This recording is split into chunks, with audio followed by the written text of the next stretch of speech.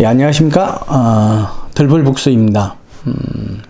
이제 오늘 그 소개 영상 다음으로 첫 번째 시간입니다. 우리 이 시간은 이제 제가 성경 묵상을 어떻게 하는지 그 방법을 여러분들에게 먼저 소개시켜 드리고 그 방법에 대한 이야기를 좀 나눠야 될 것 같아서 이 시간을 준비했습니다. 첫째, 저는요, 성경을 문자적으로만 이해하지 않습니다. 또 문자적으로 이해하는 것을 또 지지하지 않습니다. 물론 때때로 문자적인 부분을 강조하며 해석해야 될, 또 묵상해야 될 때가 있지만 항상 그렇다고는 생각하지 않습니다. 왜냐하면 이 성경 말씀은 하나님께서 그의 성도들에게, 그의 사람들에게 그 하나님의 영으로 감동을 주셔서 그들로 하여금 그 하나님으로부터 받은 감동을 인간의 언어로 자기가 알고 있는 또 사용해 왔던 어휘들을 통해서 표현하는 그 표현을 기록한 거죠.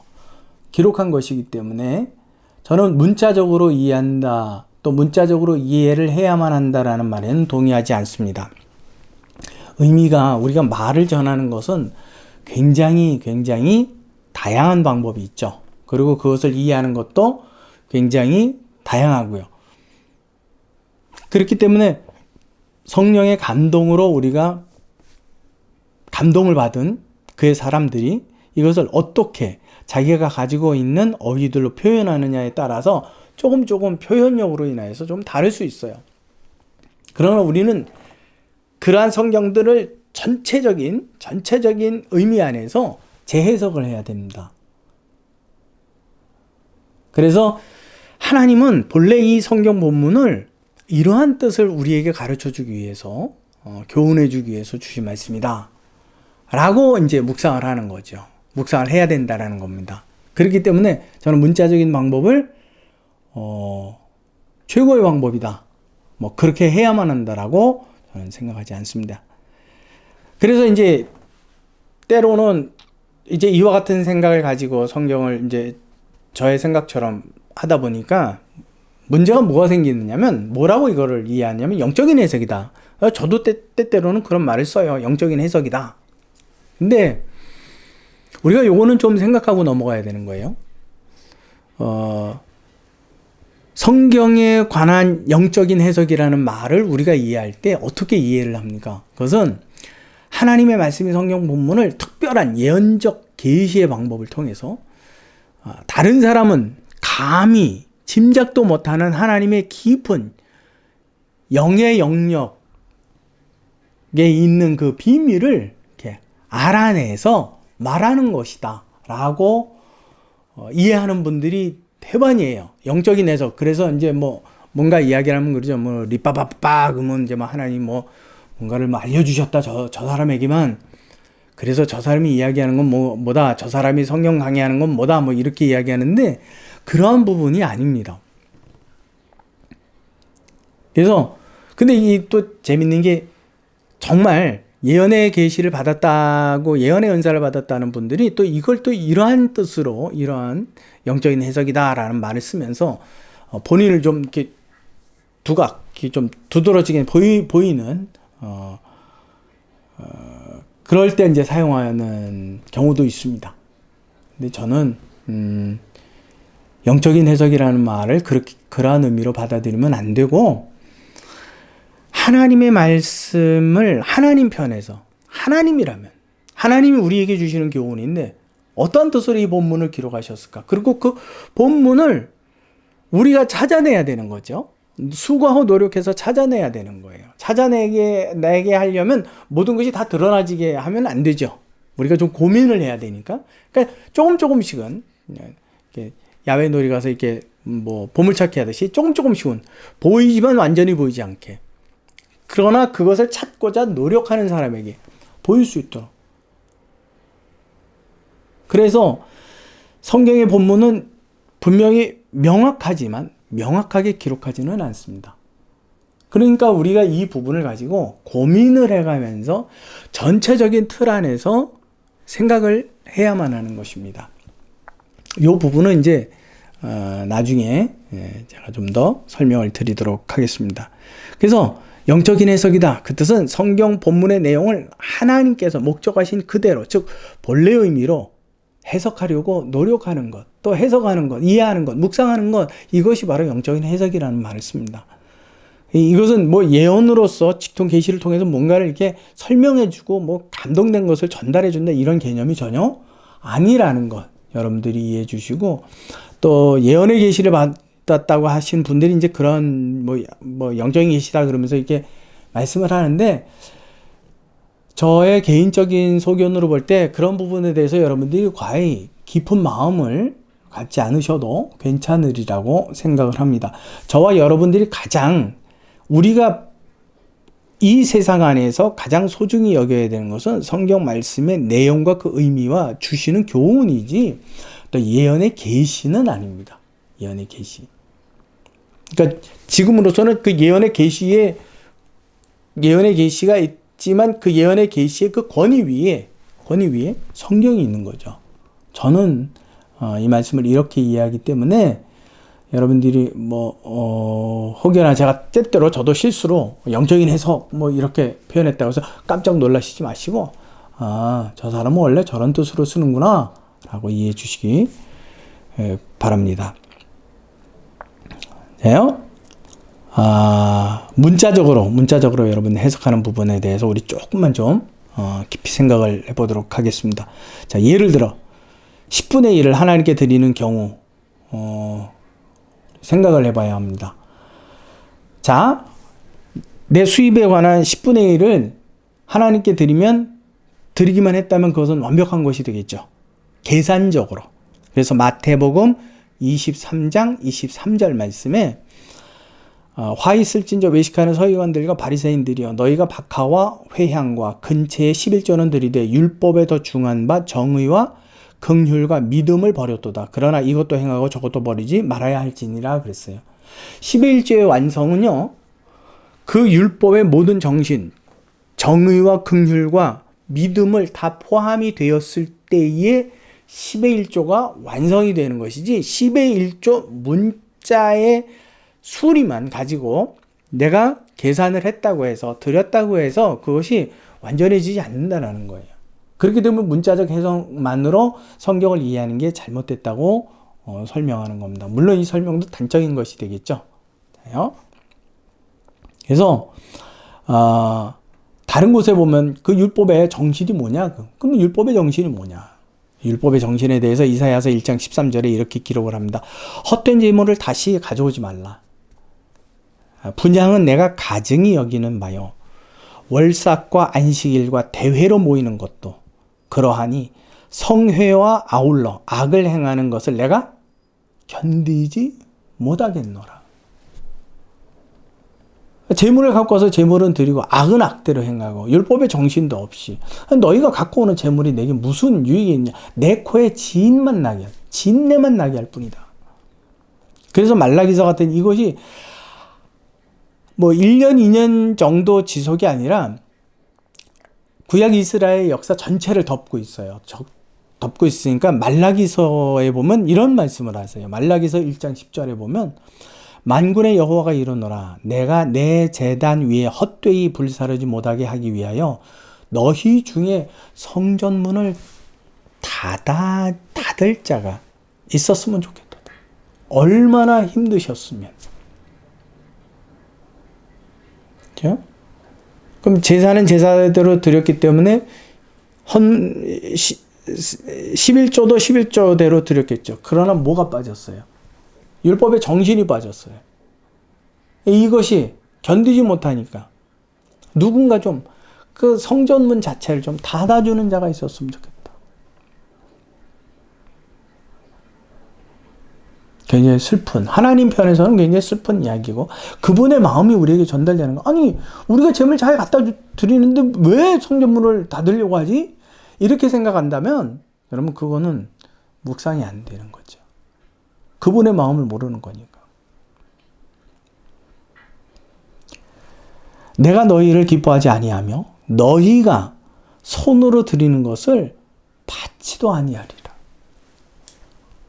여러분, 그렇기 때문에 우리는 성경을 마태복음 한 구절만, 이사야서 한 구절만, 말라기서 한 구절만 보면 안 되고 이걸 전체적인 틀 안에서 우리가 그 틀 안에서 이해를 하고 또 그것을 곰곰이 생각하는 묵상을 해야 하는 것입니다.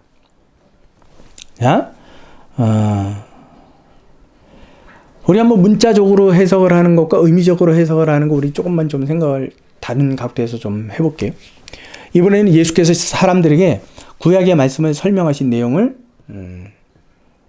보겠습니다. 메시아는 분명히 다윗의 자손이어야만 합니다.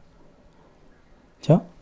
그래서 마태복음 22장 42절에서부터 46절에 보면 너희는 그리스도에 대하여 어떻게 생각하느냐? 누구의 자손이냐? 대답하되 다윗의 자손이니이다. 이르시되 그러면 다윗의 성령에 감동되어 어찌 그리스도를 주라 칭하여 말하되 주께서 내 주께 이르시되 내가 내 원수를 내 발 아래에 둘 때까지 내 우편에 앉아 있으라 하셨도다 하였느냐?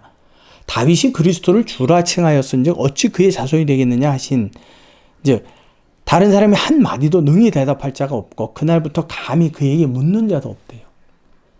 조금만 좀 생각을 바꿔보면 되는 거예요. 분명히 문자적으로는 그리스도는 누구의 자손이에요? 다윗의 자손이에요. 그러나 의미적으로 본다면은 다윗이 메시아를 주로 칭했기 때문에 다윗의 자손이 될 수 없다라는 말씀이죠. 그것은 분명히 성경의 본문이 기록해주는 의미, 사실적 의미를 가지고 이해를 한 겁니다. 요한복음 8장 55절에서부터 59절까지 한번 볼게요. 요한복음 8장 55절에서부터 59절. 너희는 그를 알지 못하되 나는 아노니 만일 내가 알지 못한다 하면 나도 너희같이 거짓말쟁이가 되리라. 나는 그를 알고 또 그의 말씀을 지키노라. 너희 조상 아브라함은 나의 때 볼 것을 즐거워하다가 보고 기뻐하였느니라. 유대인들이 이르되 네가 아직 50도 못 되었는데 아브라함을 보았느냐? 예수께서 이르시되 진실로 진실로 너희에게 이르노니 아브라함이 나기 전부터 내가 있었느니라. 사실이죠? 그런데 유대인들의 반응은 뭐예요?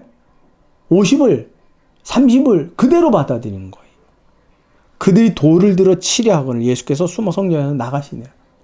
아니 네가 50도 못 됐는데 아브라함을 봤다고? 말이 돼? 이거죠.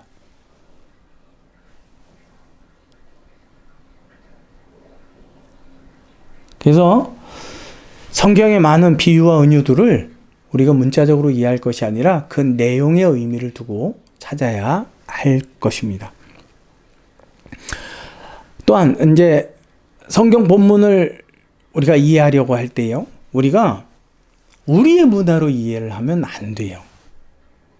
우리가 또 생각하는 그 상식으로 묵상을 해도 안 돼요.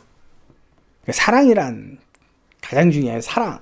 우리는 그걸 성경적으로 이해하지 않고 인간과 인간 안에서 누려지고 또 교환이 되는, 교류가 되는 이와 같은 어떤 언어, 감각, 행위로 이해를 해요. 근데 성경은 달라요. 그렇기 때문에 우리가 성경을 보면서 굉장히 혼란스러워하는 거예요. 여러분, 그렇기 때문에 성경 본문을 이해하는데 우리는 우리식의 방법, 우리의 경험을 가지고 성경을 보면 안 되고 성경의 의미를 우리가 자꾸 알려고 노력을 해야 돼요. 그래서 때때로 이제 강의를 하면서 주요 용어들을 제가 이제 좀 섞어서 창세기를 하려고 하는데 창세기를 본문마다 이제 이 방법을 통해서 찾으려고 하는데 때때로 그 창세기 장과 장이 이어지는 중간 단계에 이제 주요 용어들을 한 번씩 넣어서 설명을 드리려고 하고 있습니다. 자, 이제는 성경의 원저자는 성령 하나님이라는 것을 우리 같이 충분히 이해를 했습니다. 그리고 그분의 뜻이 기록이 된 것이다. 또 그래서 그것이 우리에게 교훈이 된다. 그렇다면 정말 가장 바람직한 교훈, 정확한 교훈을 얻으려면 누구에게 물으면 될까요? 성령 하나님께. 그렇기 때문에 이 성경 묵상의 처음과 끝은 계속해서 성령 하나님께 도움을 구하고 이해를 구하는 기도. 이것이 처음부터 끝까지가 다 거기에는 항상 언제나 전제가 되어지는 겁니다. 그러니까 기도하지 않고 또 성령을 바라보지 않고 기대하지 않고 성경 묵상을 한다. 이것은 있을 수 없는 거예요. 계속해서 끊임없이 자기 안에서 외쳐야 되는, 하나님, 성령님, 이게 무슨 뜻일까요? 왜 이걸 이렇게 기록하셨어요? 우리에게 무슨 교훈을 주려고 이걸 기록하신 거예요? 이 단어를 꼭 넣으셨어야 돼요? 요걸 빼고 다른 단어를 넣으면 안 될까요? 이걸 이렇게 표현하시지 말고 이렇게 넣으시죠. 그래서 끊임없이 성령과 교감해야 돼요. 대화를 해요. 여러분, 좀 이상하게 들리겠지만, 저는 혼자서 하면서 이렇게 말을 해. 혼자서 중얼중얼 거리면서 말을 해요. 이게 꼭 필요한 단어입니까? 요걸 빼고 생각을 하면 이런데, 빼도 괜찮은데 왜 이걸 넣으신 겁니까? 아니, 괜찮은데 왜 넣으신 거냐고요. 뭐 그렇다면 넣으셨다면, 일부러 그렇게 넣으셨다면 주는 교훈이 있으니까 넣으시는 건데, 그때면 그 교훈을 좀 가르쳐 달라고. 그래서 성령을 의지하는 기도가 끊임없이 함께 해야 되는 것입니다. 자, 이제 성경 본문을 이제 어떻게 볼 건가? 최소한도 한 번 읽고 아는 경우는 거의 드물어요. 한 번, 두 번, 세 번 읽고도 이제 그냥 내용만 정리해 놓는 거죠. 일단 머릿속에 뭐 내용만. 그래서 성경 본문을 보면서 제가 금방 말씀드린 거, 성령 하나님께 이 성경 본문을 왜 기록하셨습니까? 왜? 자, 이 질문. 그 다음에 성령 하나님은 이 본문을 기록할 때 왜 이 단어를 사용하셨습니까? 이 단어 말고 다른 단어는 없을까요? 물론 이것은 여러분 히브리어나 헬라어 성경을 두고 이야기하는 거지만, 그것을 우리가 사실 헬라어나 히브리어 성경을 본다는 건 불가능해요. 자, 근데 지금 한글 성경에도 몇 가지 번역본들이 나와 있어요. 같은 단어인데 그 번역본에 따라서 때로는 좀 다른 단어들을, 그러나 보다 더 이해하기 쉬운 단어들을 사용하는 성경들이 있어요.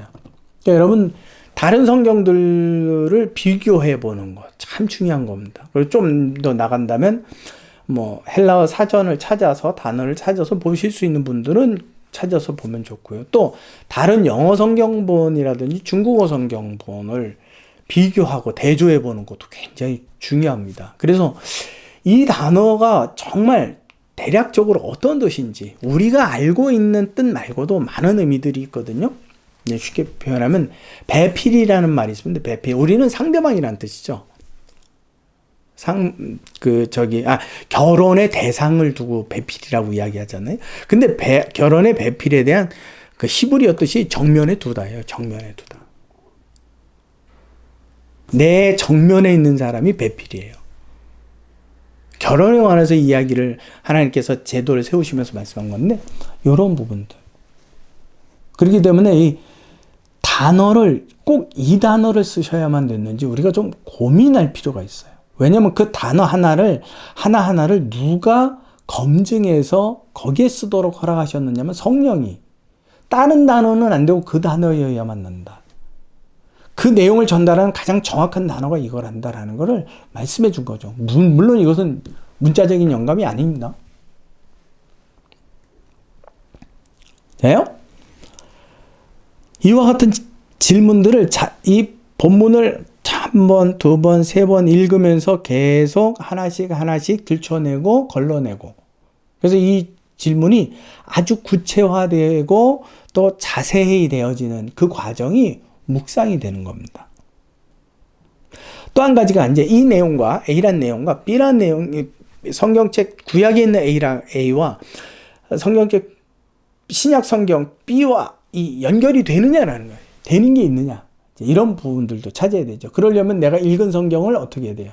좀 기억하고 있어야지, 읽고 돌아선데 까마득해. 그러면 이제 다음번 성경을 읽을 때 이제 연관 지을 수 있는 성경이 전혀 없잖아요. 그래서 이 성경 본문을 읽으면서 성경 본문의 본래 의미가 무엇인가? 하나님은 어떤 생각을 가지고 이 책을, 성경을 기록하신 건가? 또 이 책을 읽는 우리에게 어떤 교훈을 주시기 원하는 건가? 이것을 묵상하는 겁니다. 여러분, 그렇기 때문에 사실 성경 묵상은요, 쉽지 않습니다. 하다못해 저는 그렇게 얘기합니다. 아유, 이건 너무 복잡해요. 간단한 방법이 없어요. 라고 만약에 묻는다면 제가 해드릴 수 있는 말은 단 한 가지입니다. 그렇다면 성경을 최소한 5번, 본문을 5번 읽고 그 본문을 암기하려고 노력하십시오. 이게 단어가 뭔지, 의미가 뭔지, 교훈이 뭔지 이렇게 찾기 복잡하거든. 가장 기초적이지만 가장 원론적인 방법이죠. 성경 본문을 최소한 5번 정도를 천천히 읽으면서 그 내용 전체를 그냥 기억해 버리는 거예요. 그러면요, 어느 순간에 내가 구약에서 읽었던 말씀이 내 머리에 기억이 남잖아요. 근데 그게 희한하게 신약 성경을 읽을 때 그게 기억이 되면서 서로 그 연관되어지는 의미가 통해요. 신기하죠? 그때, 구약의 말씀이 이걸 두고 이야기하는 거구나. 또 신약을 읽었는데 기억이 되었을 때 구약을 읽잖아요. 그 다음에 구약을, 신약의 말씀이 이거하고 비슷한 게 있네. 이게 같이 연관이 되나? 성령께서 우리 안에서 기억나게 하세요. 그렇기 때문에 저는 이게 무슨 뜻이에요? 뭡니까? 왜 이렇게 물론 하는 것도 좋지만 저는 이제 그 방법을 지향해서 가겠지만 이것도 너무 복잡해요 라고 하시는 분이 있다면 그냥 최소한 5번, 7번 정도 계속해서 읽으면서 그 본문 자체를 그냥 내용을 그냥 기억하려고 노력하십시오. 그래서 사실 성경 묵상 쉬운 것 아닙니다. 근데 쉽지 않으니까 어려운 것을 하고 있어야지 하나님도 보실 때 참 어려운 거를 애써서 하고 있네. 아유 기특하구나. 이렇게 생각이라도 하시지.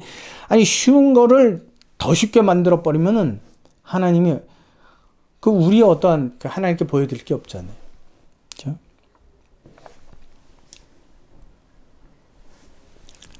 예? 우리 이제 성경을 이해하는데 크게 3가지 방법이 보통적으로 있죠. 관찰.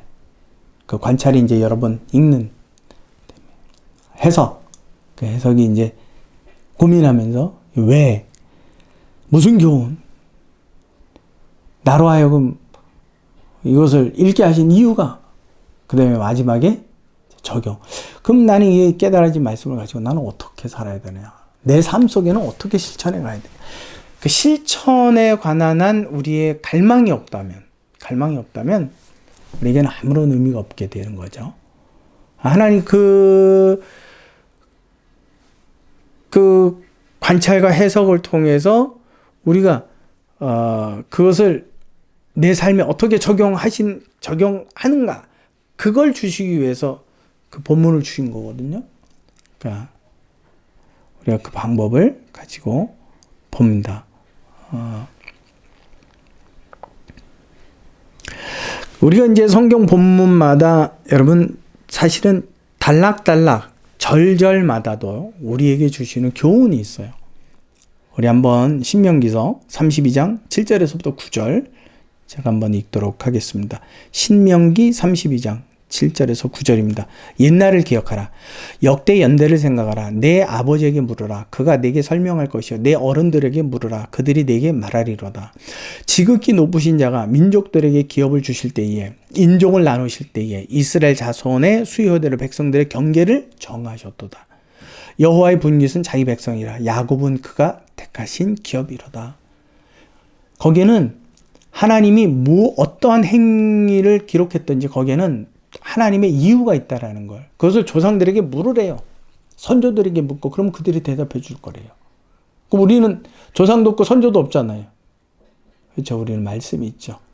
그것을 통해서 우리가 받는 거예요. 그래서 말씀은 영원토록 생명력을 가진 좌우의 날선 검이에요. 그래서 우리의 모든 생각들을 찔러 쪼개는 거예요. 살아있는 말씀이라는 거죠. 해요? 디모데후서 3장 14절에서부터 17절 이건 여러분들이 너무나 잘 아는 말씀이에요. 그러나 나는 그러나 너는 배우고 확신한 일에 거하라. 너는 네가 누구에게서 배운 것을 알며 또 어려서부터 성경을 알았나니 성경은 능히 너로 하여금 그리스도 예수 안에 있는 믿음으로 말미암아 구원에 이르기는 지혜가 있게 한다. 모든 성경은 하나님의 감동으로 된 것으로 교훈과 책망과 바르게 함과 의로 교육하기에 유익하다. 이는 하나님의 사람으로 온전하게 하며 모든 선한 일을 행할 능력을 갖추게 하려 함이라 라고 기록을 하고 있습니다. 그러면 그렇기 때문에 여러분 성경은 각 단락, 각 단어마다 하나님이 우리에게 주시고자 하는 그분의 아주 귀한 교훈이 담겨져 있다라는 거. 그 다음에 이제 성경을 보는데 앞뒤 문맥을 여러분들이 살펴와야 돼요. 앞뒤. 그냥 내가 한 단락 끝났다고 그 단락이 끝나는 게 아니라 그 단락이 시작하는 단어가 무엇이냐. 앞뒤를 연결 지어서 봐야 돼요. 그 다음에 마지막으로 여러분들이 생각을 좀 쏟아야 되는 게 이제 본문과 본문에 대한 비교가 있어요. 참 중요합니다. 역사서, 구약 역사서도 마찬가지예요. 열왕기상하, 역대상하도 사실 다른 책이지만 그걸 다르게 구분할 게 아니라 서로 비교해 가면서 보충되어 있는 것이 무엇인가를 보아서 제3의 책을 여러분들이 성경 묵상을 할 때 이렇게 같이 봐야 돼요, 사실은. 그래서 마태, 마가, 누가복음도 마찬가지예요. 마가복음에 기록됐는데 마태복음에 기록이 안 돼 있고 누가복음에 기록이 돼 있고 또 누가복음에서는 보다 더 내용이 첨가되어서 기록이 되어 있기도 해요. 똑같은 사건인데 그렇기 때문에 이 똑같은 사건인데 세 기자가 성경을 기록했을 때 내용이 조금씩 빠지기도 하고 더 넣어지기도 하고 그대로이기도 하고 이것이 있거든요. 이것을 종합적으로 보아서 빠진 내용과 또 더하여진 내용들을 우리가 같이 생각을 할 때 그 전체 하나의 사건이 주는 교훈이 무엇인가를 정확하게 이해할 수가 있습니다. 그러니까 여러분들이 이 본문을 꼭 이해하셔야 합니다. 마가복음에 보게 되면 우리가 잘 아는 말씀이 있죠. 세술은 세부대에 담아라. 세술은 세부대에 담아라. 이 말씀이 이제 금식에 관한 말씀인데 이것을 마태복음에도 똑같이 기록을 하고 있어요. 세술은 세부대에 담아라. 거기까지예요. 그러니까 우리는 새일을 시작할 때 항상 새일은 세부대에 담아라. 새 시대에 새로운 힘으로 새로운 정신으로 시작해야 된다. 이런 적용을 하는데 누가복음에 보면 마지막 부분이 한 구절이 달라요. 한 구절이. 누가복음 5장 39절에 38절에 보면 38절 39절에 보면 뭐라고 되냐면 새 포도주는 새 부대에 넣어야 할 것이니라. 그러나 39절 묵은 포도주를 마시고 새 것을 원하는 자가 없나니 이는 묵은 것이 좋다미라. 새 포도주와 묵은 포도주를 비교해서 볼 때에 무엇이 더 좋은 거라고요? 묵은 포도주가 더 값지고 좋은 거라고. 근데 여기에는 배경이 있어요. 금식에 관해서 질문한 거거든요.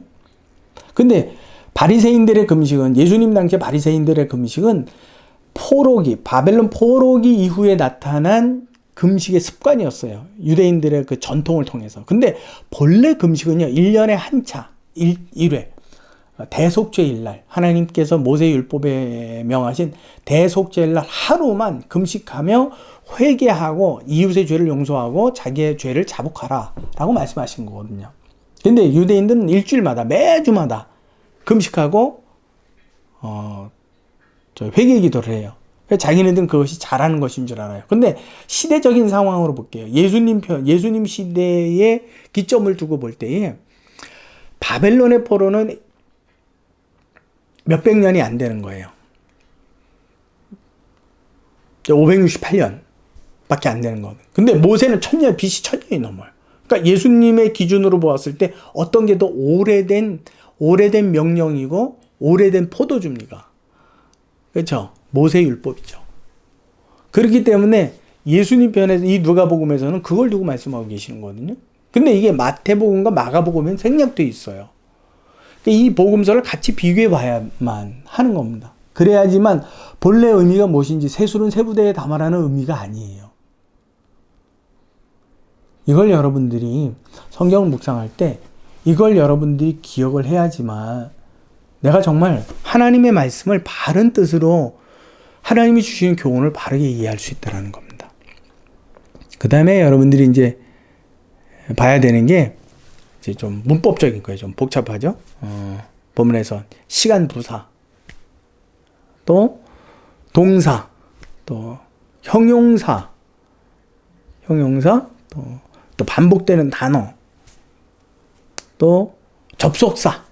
그런데 그 후에 뭐 이런 거. 성경에 보면 이제 그게 있어요. 하나님께서 한동안 아브라함에게 대답지 아니하시다가 아브라함이 롯이 떠나요. 이제 그래 네가 좌하면 나 우하고 네가 우하면 나 좌할게. 그러니까 떠나고 난 다음에 그 후에 여호와께서 아브라함에게 나타나셔 말씀하셨다는 대목이 나와요. 그 후라는 것이 무엇을 설명해 주고 있느냐면 앞에 전체적인 내용이거든요. 롯이 떠난 상황. 그걸 이해 못하면 그 후가 무슨 뜻인지 모르죠. 하나님은 언제 말씀하세요? 아브라함에게 있어서 본토 친척 아비집을 떠나라고 말씀하셨는데 계속해서 붙어 있었던 롯이 함께 했던 그 시간에 하나님은 침묵하셨어요. 근데 그것이 그 롯이 아브라함을 떠나고 난 이후에 하나님께서 비로소 아브라함에게 말씀하고 다시 나타나셔서 약속하셨어요. 그러니까 그 후라는 것은 엄청나게 중요한 기점, 사건의 기점을 두고 이야기하고 있는 거죠. 그래서 여러분들 이런 거 꼭 기억하시면서 성경을 보셔야만 합니다. 그렇게 보게 되면요, 그 성경 한 말씀 한 말씀이 이제 알아지거든요. 너무너무 재밌고 또 신선하고 충격적입니다. 그래서 시편 기자는 이런 말을 써요. 시편 19편 9절에서부터 11절 말씀을 씁니다. 시편 19편 9절에서부터 11절 말씀. 여호와를 경외하는 도는 정결하여 영원까지 이르고 여호와의 법도 진실하여 다 의로우니 금 곧 많은 순금보다 더 사모할 것이며 꿀과 송이꿀보다 더 달도다. 또 주의 종이 이것으로 경고를 받고 이것을 지킴으로 상이 큽니다. 그리고 고백을 합니다. 아주 중요한 말씀. 주의 말씀이요, 꿀과 꿀의 핵심, 송이꿀보다, 덩어리 꿀보다도. 그냥 이게 손으로 살짝 맛보는 이런 게 한 숟갈 푹 퍼서 먹어대는. 또 꼭 이런 분들 계세요. 이렇게 표현하면, 목이 아리겠다. 맛있다라는 표현을 극대화시킨 거죠. 시편 기자는 하나님의 말씀을 그렇게 달래요. 저는 여러분들과 이 시간 함께 하면서 이처럼 하나님의 말씀을 잘 이해하기를 바랍니다. 좀 길어졌는데 하나님의 말씀에 우리가 집중해야 될 이유는요, 또 묵상해야만 하는 이유는 그렇게 하게 되면요, 사람에게 매이지가 않습니다. 사람에 대한 신뢰, 사람에 대한 우상성이요, 제거가 돼요. 특별히 성도들에게 있어서 우상성이 누구에게 계속 지목이 되고 있느냐면요, 사역자입니다. 그 사역자가 그 성도 안에 절대자가 돼버려요. 자신도 모르게. 그가 말하면 그게 그 절대가 되는 거예요. 그렇기 때문에 그와 같은 관계들이 형성이 안 되려면 이단이 그래서 나오는 거거든요. 그렇게 되지 않으면 교회나 내가 출석하고 있는 교회나 내가 섬기고 있는 어떤 사역자나 그들이 내게 우상이 되지 않으려면요, 내가 말씀으로 돌아가야 돼요. 그분들은 내가 말씀으로 돌아가게 하기 위하여서 도움을 주도록 하나님께서 세우신 분들이지, 우리가 그분이나 그 사역자나 그 교회에 집중하라고, 우리 교회가 최고야. 그럼 다른 교회는요? 큰일 나는 건가요? 그렇게 말하면 안 되죠.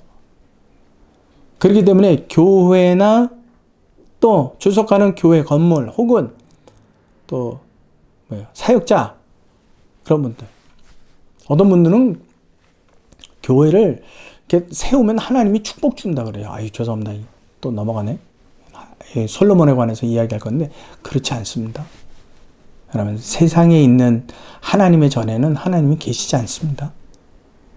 그의 회중, 그의 성도들 안에 계시겠다고 약속하셨기 때문에 건물 안에 그 건물을 신성시한다는 건 때때로 조금 좀 생각을 해봐야 돼요. 제가 다른 나라에서 활동을 하다 보니까는 거기는 호텔에 이렇게 빌려서 해요. 호텔에 그 회의실들을 빌려서 해요. 교회라고 할 수가 없어요. 아무리 교회고 거룩한데 거기서 또 다른 사람들이 회의하는 그 시간에는 아주 그냥 난리가 납니다. 그러니까 여러분, 장소에 대한 구별점, 성전으로 이해하는 또 사역자에 대한 이런 부분들이 내가 말씀으로 집중할 때 내 안에 그와 같은 것들이 빠져요. 그래서 나로 하여금 오로지 나를 창조하시고 나를 인도하시고 나를 세우시고 나를 구원하시는 그리스도 외에는 남지 않습니다. 저와 여러분들에게 이와 같은 시간이 되기를 진심으로 바랍니다. 다음 시간부터 창세기 1장 1절 진행해 가도록 하겠습니다. 수고하셨습니다.